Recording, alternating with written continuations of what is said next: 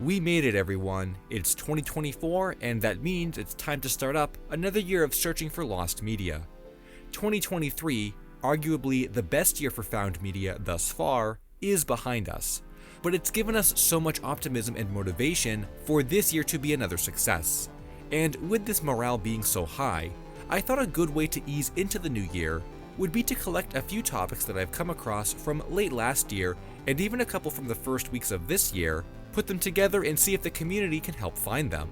It's also worth noting that these topics mostly consist of content that has been publicly available at one point, so you might have come across them without even knowing they were lost in the first place. With that said, let's begin with one that became very well known only recently, after catching a lot of people's attention on X. In December 2023, a new article was added to the Lost Media Wiki that I and the majority of other people seem to not know about, but it relates to one of the most popular anime of all time, One Piece, and one of the most popular film franchises of all time, Star Wars. Yes, it covers both of these series together in one crossover that nobody expected to exist. Back in 2015, during the Japanese premiere of Star Wars The Force Awakens, a special animation was played before the feature movie that depicted the characters of One Piece cosplaying as Star Wars characters and going to watch The Force Awakens in theaters for themselves. In the only promotional image showcasing this crossover that's available online, we can see all of the main cast in their getup, including Luffy and Zoro as Jedi, Usopp as Darth Vader, and Nami as Leia. Now, you might be asking yourself why exactly this exists or where it was played, and the answer to those questions are pretty straightforward. With how popular The Force Awakens was expected to be, this One Piece animation was basically an ad used to promote an upcoming One Piece film called One Piece Gold that was coming out in 2016. Now, there are very few places online that even talk about this crossover, with a Japanese blog being one of the few good sources. It's all in Japanese, but when translated, reveals a few more details about the animation. It states that the special animation will be shown during the premiere of The Force Awakens at Toho and T-Joy cinemas across Japan, and would be history-making as a collaboration between these two series. However, fans were apparently confused by the fact that the collab existed in the first place, and the blog has some quotes from Japanese internet users that read, "One Piece won't benefit from this. What was the person who planned it thinking?" As well as, "Who is the idiot that came up with this project?" Apparently the anger on Twitter was so large at the time, Luffy and Toho Cinemas were trending back when this was announced. It's kind of interesting that people got so angry at this collab, as the blog also mentions that more specifically, this is the One Piece cast paying respects to Star Wars, and wasn't supposed to feel invasive or anything like that. But to all of those people who really didn't like the fact that this existed, they got their wish, because it's been lost media ever since its original airing in theaters. As far as we know, it never got any kind of re-release or re-upload online, and considering so few people have even talked about it since then, I wouldn't be surprised if no one was even looking for it at all. Unfortunately, this was also a Japanese-only animation, so it didn't air outside of the country, and limits our search to Japan, which has historically proved difficult for lost media searches, and it's not really clear how anyone is supposed to begin looking for a copy in the first place. If the goal is to get an official rip of it, that's probably up to Toei to re-release. But if a cam rip is what we're after, maybe there's a chance one of those could resurface. It isn't uncommon for people to sneak cameras into movie theaters and film the screen, which could have happened for this short, but considering how blatantly people disliked it, maybe it discouraged anyone from wanting to save it. Of course, no one knew back then that one day it would become lost, so maybe someone does have it and they don't even know that it isn't available. Like I mentioned before, we only have that one screenshot and it's been missing for almost a decade, so if anyone out there has a recording of this, it'll be quite desired by fans of One Piece. One of the most fun aspects of looking into lost media is rediscovering that part of your childhood that became forgotten about or had lost media connected to it, that you had no idea existed back when you were a kid, or even nowadays for that matter. It's a chance to revisit the past and get new content to something that was probably never really intended to be seen by fans of the series. And this topic relates to the classic book series, Captain Underpants. I don't really follow this series or the community surrounding it, but I know it did have a new movie made for it a while ago, and of course, I remember reading the books back in elementary school. They were a lot of fun just with how wacky the concept was, and the flip-o-ramas made me want to keep reading just so I could make it to the next one. But whether you read the book series back in the day or are currently reading it, I'll bet there is one volume of the book you've never read, and probably didn't even know existed. In fact, so few people have ever even seen it, it's almost completely lost, and could stay that way for quite a while longer.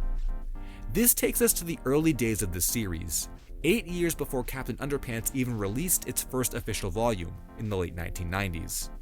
The original creation of the character dates back to 1989, when series creator Dave Pilkey wrote the first iteration of what would become Captain Underpants, in this 48-page book titled The Really Cool Adventures of Captain Underpants. In more modern times, this book is seen as a prototype of sorts, a self-published novel that was never intended for a wide release. The project was done entirely by Pilkey himself while he was still a student at Kent State University, and released these books in very limited numbers around local stores in the Kent, Ohio area. They only sold for 10 cents, and all the profits were donated to charity. Now, the majority of this information comes from a Reddit post from 2020 on the Captain Underpants subreddit that, from what I can tell, was the first and only time this novel was even discovered at all, and is where the majority of this information comes from. The Abiding Times, owner of the book, described it as being Xeroxed and hand-stapled, though it looks to be in remarkably good condition over all these years. It was also stated by Abiding Times that their copy is indeed authentic, as they purchased it from one of the bookstores where it was released, back when they themselves were also attending Kent State. Of course, with a discovery as rare and elusive as this, you might be wondering exactly how many copies were made, or who else might have one. While it's not clear how many were made, there is speculation that it couldn't have been a very large amount, due to the fact that it was self-published and handmade. The number of 25 to 50 is thrown out in the Reddit thread, but this is not confirmed. Now, as for getting your hands on a copy, or possibly sourcing another one, it's not known how many still exist, as no other reports of more resurfacing have ever been seen since this original post. The Lost Media Wiki article that talks about this topic also mentioned interest from other users for Abiding Times to scan and release their copy, but this hasn't happened, as according to their Reddit account, they haven't been online since around the time they first made this post. Though if I had to take a guess, I would say even if they were still active, they probably would not release the book's content. Media like this does have some kind of value to the right people, and once scanned, it would lose that value. While I don't necessarily believe in that philosophy, I can understand why owners wouldn't want to share it. In fact, in one of their replies, Abiding Times even mentioned having listed it on eBay to test the market, but there's no word on if they ended up selling it or if the auction even concluded at all. In fact, there was even more speculation in the Lost Media Wiki forums that this whole topic could be an elaborate hoax, for the fact that Dave Pilkey has never mentioned this book anywhere before, and this is the only photo of it on the internet. Personally, I don't think I agree with that theory, as it seems too real to fake, and if the owner never ended up selling it, there would be no point in attaching value to it. Though I suppose you could argue that it was never sold because it was a hoax, and only the cover exists, so there wouldn't be any more content in it. I would love to find that listing if it ever existed, as it might give us some more insight into the book, but for now this is all we have. If any of you guys have come across a copy of this in the wild, you hold some lost media and could be the person who shares more of its content online. On to another anime topic for this video. I'm so glad I finally get to talk about something Naruto related, and this piece also comes with a bonus mystery attached to it. Like I've mentioned before, there really isn't a lot of Naruto lost media out there, and with what is lost, it isn't too interesting or specifically rare. The two largest topics I can think of are the special US recap episode that only aired once on Cartoon Network, which is still half missing, and the other topic being a well-known parental warning screen that was only aired once before episode 140, but has since been found after some discussion about it on the Lost Media Wiki forums. But now we get to discuss another topic that originated from there, and apparently had a long search history even before it was discussed. Something you might have seen on YouTube at one point. which makes it even more interesting. This topic is called Cartoon Network Naruto Bumper from the mid-2000s, and goes on to describe a piece of animation that was so distinct, user SlyShe has remembered it after all these years, and says, "When I was a kid, I used to watch a lot of Naruto back in the day, and remember they would show it on Toonami. I remember that there was a bumper that sometimes would play before an episode would air. It was a 3D rendered hidden leaf village, with the CN logo at the time plastered onto a wooden fence, while two shuriken fly into the screen and hit the wooden board surrounding the logo." They go on to state that they had been thinking about it recently, and went onto YouTube to try to find it, but didn't find anything within the massive amounts of Cartoon Network and Toonami bumpers that were uploaded from that time period. Though strangely, they claim to remember it not even airing on Toonami in the first place, but rather normal Cartoon Network. This led to the idea that maybe it wasn't even a bumper made for the show, but rather something related to one of the video games, given the 3D appearance. But OP claims most of the Naruto games that would have been visually similar released after it aired, as the commercial was likely from 2006 or 2007. But eventually, more proof was discovered as to the bumper's legitimacy, when comments and recollections were found on old YouTube videos, as well as it being deduced that the bumper was possibly aired during that US recap special, which, like I mentioned before, is still partially lost, so it could explain why this bumper is nowhere to be seen as well. But even with that said, the story doesn't end completely. Another user contributed to this thread, with some more details that discuss the possibility of it having been online at one point, but taken down due to controversy. TI4848 says that after having seen my Twitter post discussing this topic, it jogged a memory of theirs having seen this 3D commercial before. Apparently, TI also thought that it was an ad for a new Naruto game because of how the visuals and 3D were used. They claim that years after its original airing, they decided to go online and look it up again to see if they could watch it, and came upon an upload from a Brazilian channel that had content from the What's Next This Month promos. This was a series of shorts from Cartoon Network Latin America that featured Grimm and informed the viewers about upcoming shows. And allegedly, in one of these videos, the 3D Naruto bumper could be seen. This leads us to the current theory that the bumper was reused in Brazil later on as part of an upcoming show's promo for the What's Next series. But unfortunately, all these years later, it's gone. TI stated that at the time, there were Brazilian users in the comments stating how rare this bumper was, but that the uploader was mean to those commenters and wanted to take it down, with someone else on Twitter apparently claiming that they were the one who created it for Cartoon Network in the first place, but stated that it wasn't their best work and took down everything from it years ago. While that information isn't very useful in terms of making contacts, we can conclude that if it aired as part of an upcoming series promo in Brazil, Naruto's Latin America premiere was in January 2007. This date also lines up with SlyShe's original 2006 recollection, so it's very likely that's the time frame we're dealing with. If you've seen this bumper on YouTube or know someone that has a recording of it from TV, be sure to let us know. Would it really be a lost media video without a little SpongeBob topic to talk about? It's the first video of the year, so we have to. And with the more topics I cover from the Little Yellow Sponge, the more it becomes my favorite category in all of lost media to cover.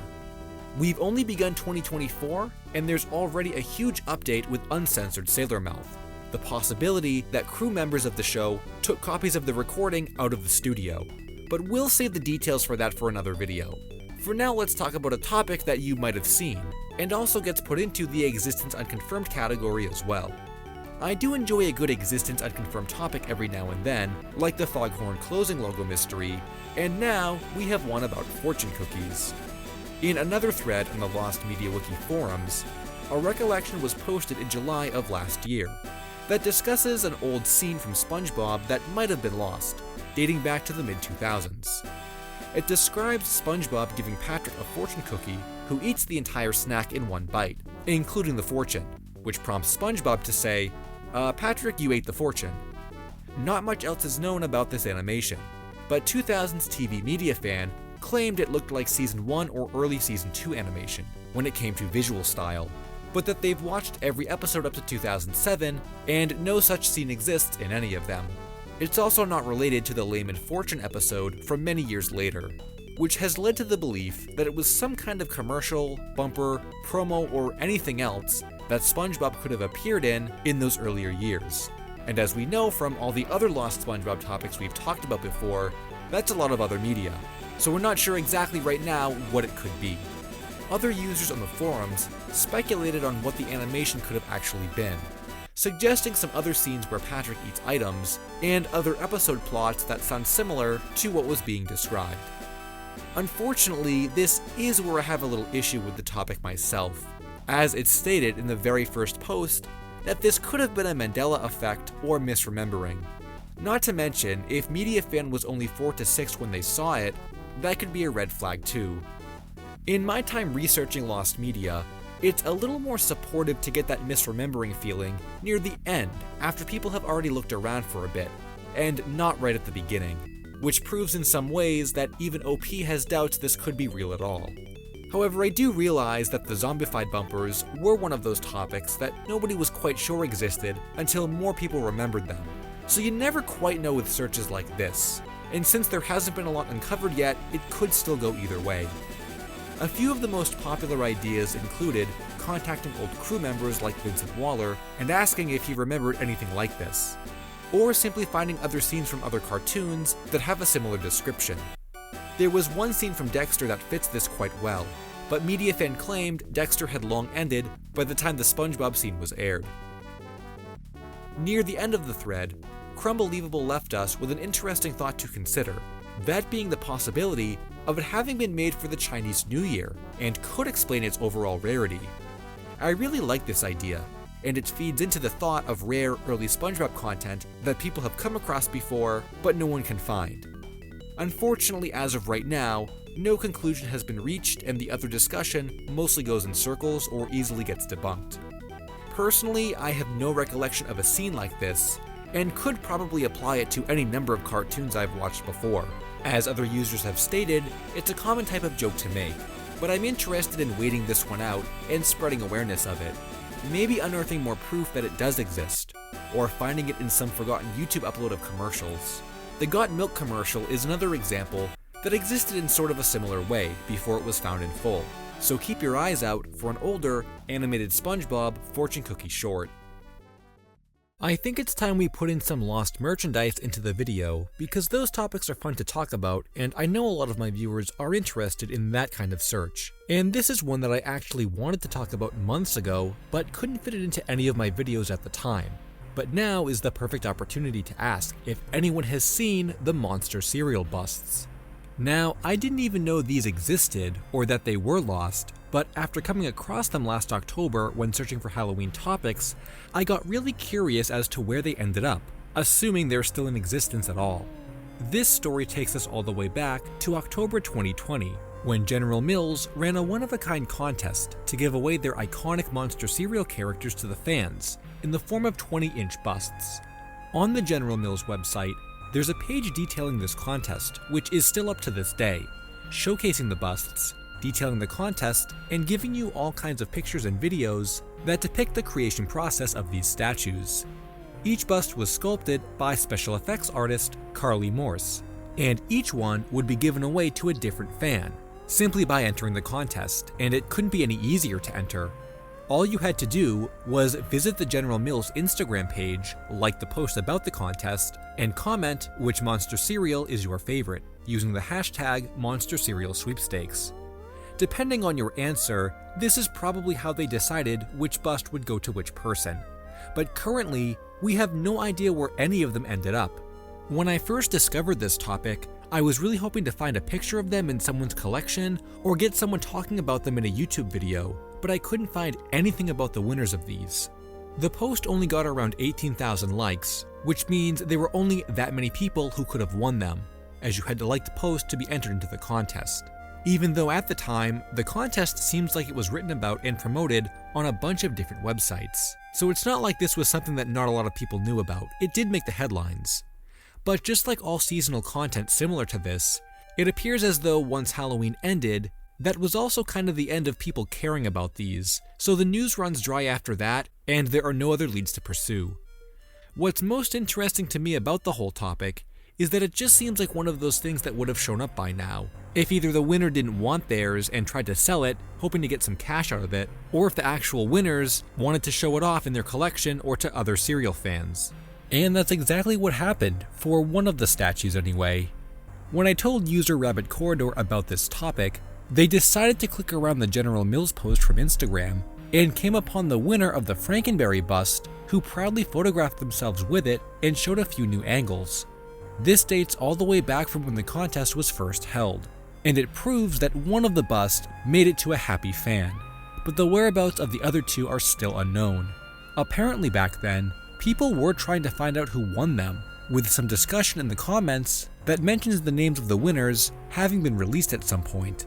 While there's no clear answer on if they were released digitally, General Mills did state you could mail in a request to receive a list of the winners, which no doubt would tell you for certain who won them, but unfortunately, this offer expired in November 2020, and even with that list of names, it would probably be pretty unlikely to track them down unless they also use their real name in their social media profiles.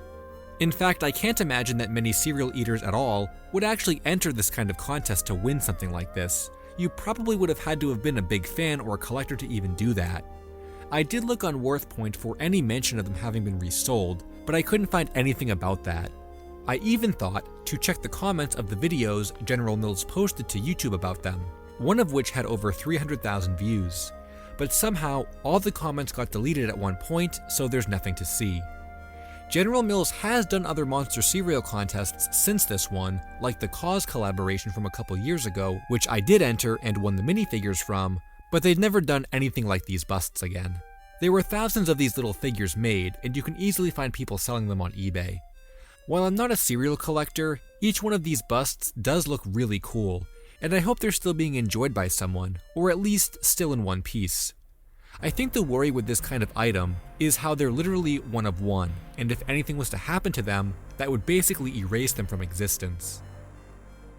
If there's one thing we've learned all throughout the years of finding lost media, it's that the effort put into a topic often comes from the community as a whole. So by working together and spreading the word, we can get more of these topics found together. Hey guys, I hope you enjoyed the video. Be sure to check out some of my other lost media videos. Thanks for watching, and until next time, Finn.